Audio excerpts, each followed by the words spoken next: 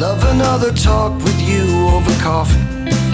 You always look so great, like a movie star framed in light, sweet perfume. Hi everyone. So I am so excited. I am here with Carolyn Miller, all the way from Australia. Carolyn, can you introduce yourself for us? Hi, I'm Carolyn Miller. I live in a small town halfway between Sydney and Canberra on the east coast of Australia, and I write historical and contemporary romance. So it's great to be here. Woo! Thank you for having me. Yeah, and people who follow me on social media will be aware of you because I'm always like, yay, my Scottish Shores and the original 6 books, yay! I love Canada, so your book's just like tick all my boxes. I know, we're going to have a little trip there or something. Wouldn't that be fun? Yeah. Green Gables, the Scottish Shores, all the places. That's it. That's it. Oh, awesome. Okay, so I'm going to get started. Obviously, we are talking books and we are talking weddings. So you are the only Australian connection we have to find out all about Australian weddings and what to expect and what happens. So how long have you been married and what's your husband's name? My husband's name is Joshua, and we've been married for coming up for 26 years this year. Nice. So that's pretty cool. We have 4 kids now. They're all teenagers or young adults in their 20s. So it's all exciting to be sort of this end of things. So. Yeah. Oh, yes, absolutely. Right there with you. Not so much a fan of the toddler years, but I love the teenage years. Yes, mostly. Yes. Yes. Yeah. It's been all good so far.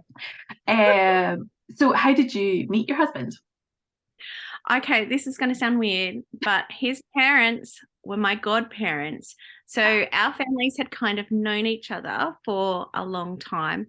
And even though they were my godparents, I didn't actually have that much to do with them until I started joining a church where he was at and joined the young adults group.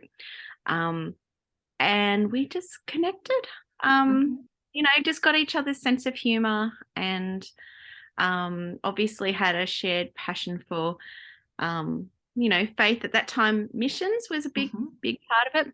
He actually was, complaining to his sister one day, saying, I just don't know how I can meet a girl, who has this list of qualities he was looking for. And she goes, well, what about Carolyn?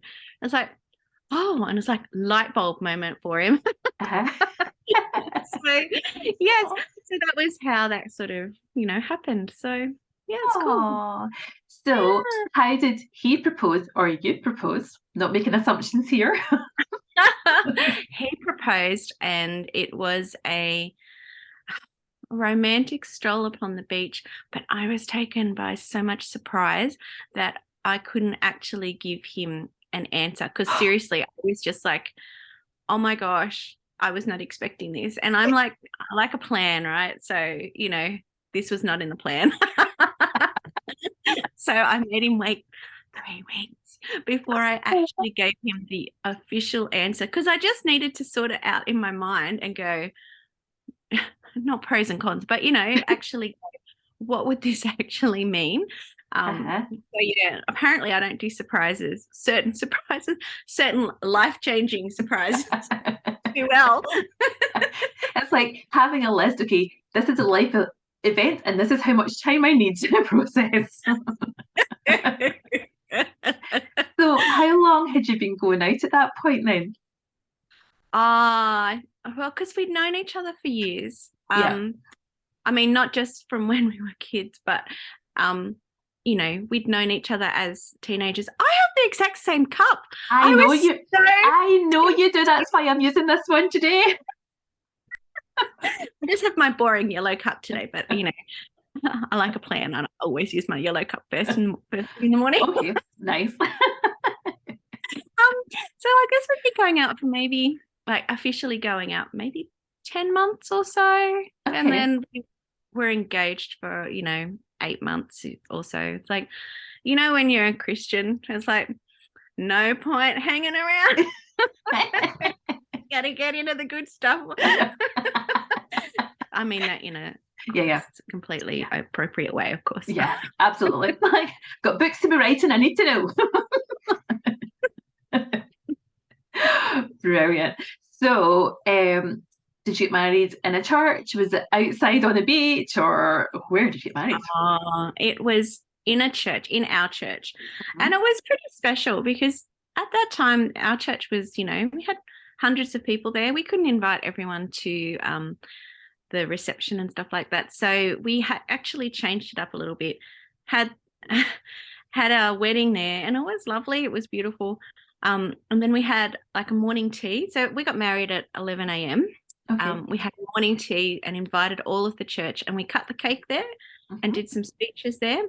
And then we went off and did photos, and then we went to the reception, which was, for more closer friends and for family members and stuff. So that was fun, and it felt special. And obviously church was important. The people in our church were really important. They were part of our family, really. Yeah. But you can't afford to have everyone come, right? Yeah. So that was a nice way to include people. Yeah, that's nice. So how many bridesmaids did you have?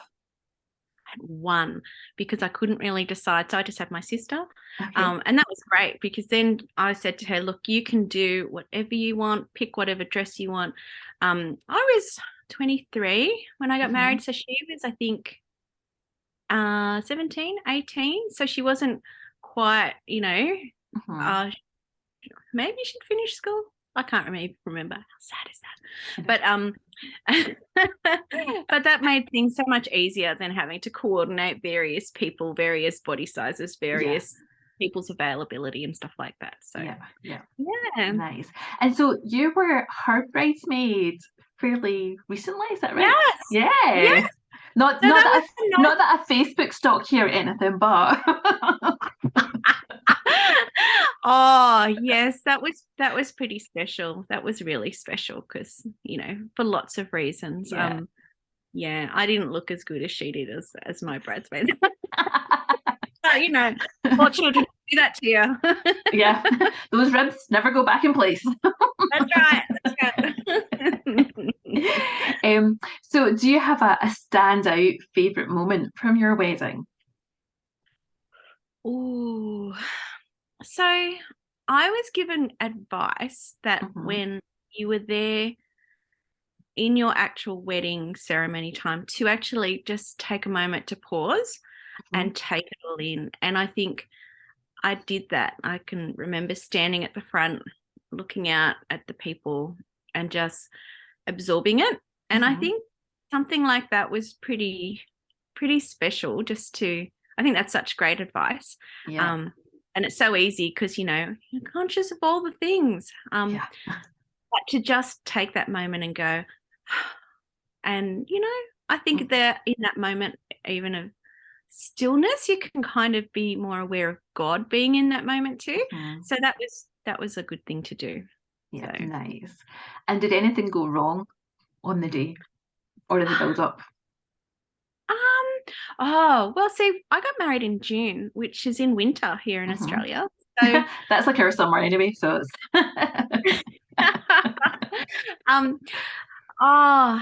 let's see. So in the week before the wedding, it was raining every single day. And we were having our photos at a nearby lake, like on a little, pontoony thing in front of the lake. And, it's like, oh, how are we actually even going to get there? Because we'll get all muddy, it's going to be, or whatever. Yeah. So this thing, that was playing on our minds. But then on the day, it was fine. We could have our little posed picnic in front of the lake. We could do all of the things. And it was like, wasn't something that went wrong. It was something that went really right. Yeah. So thank you, God. That was very much, answered prayer. Oh, well, we got married in June as well, which is obviously summer here, but it was the first real nice day, actually, almost of the whole year. And so we had we were at a hotel out in the countryside, and I can just remember all the guests all sitting outside while the photographs were getting taken, sitting down with a drink, just enjoying being outside. So there you go, in Scotland and Australia, after a week of rain, it was sunshine for weddings. I love it. It's so fun. Right, now here's the big question for you, Carolyn, because Carolyn writes so many amazing books. How many of your books feature weddings? Or, Oh, golly. Are we talking historicals as well? let's just keep it to the contemporary ones. Okay. There are a couple of historicals. I wasn't thinking about those though. Okay, so The Breakup Project, which is the first book in my original 6 series. Which is just right behind you, right there now. Isn't that amazing how that happens? It's amazing. Not posed at all ever. The next book in that series features their wedding, and that actually sort of starts the whole process for the next couple, which is really cool. The 6th book in that series is Muskoka Blue, and that I know. Love it. And that's why it's like, well, I had to write the wedding scene, right? That was just important. And so that actually kick-started a new series, which honestly, a year ago, I was not planning to do. It was just like, well, why not? Have a go. And so I actually got Muskoka Shores features the wedding of the couple from Muskoka Blue. So that was really fun, again, to kind of just go through, how that would look and what that means, because weddings are just fun, aren't they? And especially when you've read through a series and you can see couples and you go, oh, I know them. Oh, they're back again. It's like, you're visiting friends, aren't you? So it's kind of fun to have those sorts of moments. So I think they're my 2 ones that really feature weddings. That's good, because that's 2 of my favourites. So well done picking those. Okay, well, it's been absolutely lovely talking to you. And one more question, I nearly forgot. Is there anything in Australia that's a kind of typically Australian thing to do at a wedding? This is quite a hard question, because when it's your own country, you're sometimes kind of like, well, doesn't everyone do this? But do you know if there's anything that's unique for Australia? I don't know. And I think an Australian Christian wedding might be different to certain others. Okay. I mean, do you do like the throw the garter, that sort of thing? Is that a thing? No, I don't know if that was ever a thing here. I mean, it's a kind of thing that you have one on, but I don't know that they do it. Maybe some weddings do. I don't know. Well, that's something that some weddings, I think, particularly used to do, because, I did get married last century after all. Me too. So old.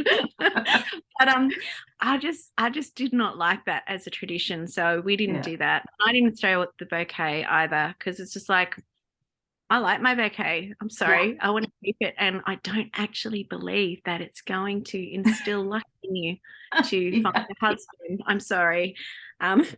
Because ours was a daytime wedding too. We didn't really do dancing either, because I was pretty self-conscious about dancing. And my husband has this story about how he was at a wedding and actually managed, I think it was a Highland, maybe like not a Highland fling, but the girl got flung across the room. And it's just like, well, I'm not dancing with you.